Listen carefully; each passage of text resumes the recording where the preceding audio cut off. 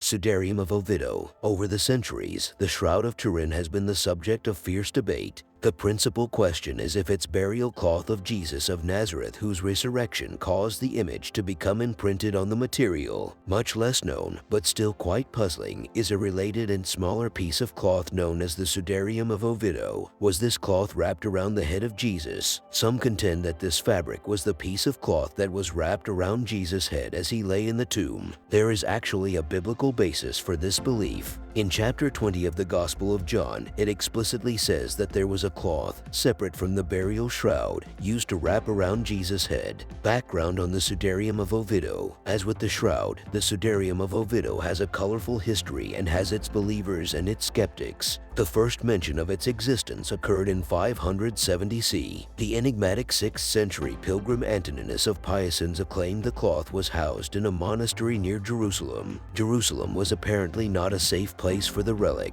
It was subsequently taken from that city in the 610 seconds just ahead of the invading Persian armies. It arrived in Spain by way of northern Africa and eventually found permanent housing in the northern Spanish town of Oviedo. Unlike the shroud, there is no photographic image of a human head on the cloth, but some believers state the bloodstains on the Sudarium match up to apparent wounds on the head of the image on the shroud. Using a method called polarized image overlay technique, scientists have matched more than 100 bloodstain locations on the Sudarium with identical bloodstain sources on the shroud. It is also purported that the position of the stains on the cloth shows the person died in an upright position. Carbon dated to 7th century. The all-important carbon dating test estimated the Sudarium to be from the 7th century. However, immediately after this result, the scientist who performed the tests called them imprecise. He stated a definitive dating requires further testing. The investigation team of the Spanish Center for Sindonology conducted an intensive study. It concluded the staining on the Sudarium was made in several different body positions. They created artificial heads in an attempt to replicate the stains on the cloth. Their study also found small pointed bloodstains on the section that would have been on the back of the head. Believers contend these are from the crown of thorns. Another scientist examined the pollen attached to the Sudarium and found examples from Palestine, North Africa, and Spain, but none from European countries. Shadowed by the Shroud of Turin, interest in the Sudarium as a possible relic and scientific object of study is gaining momentum, but it is doubtful it will ever equal the interest of the shroud.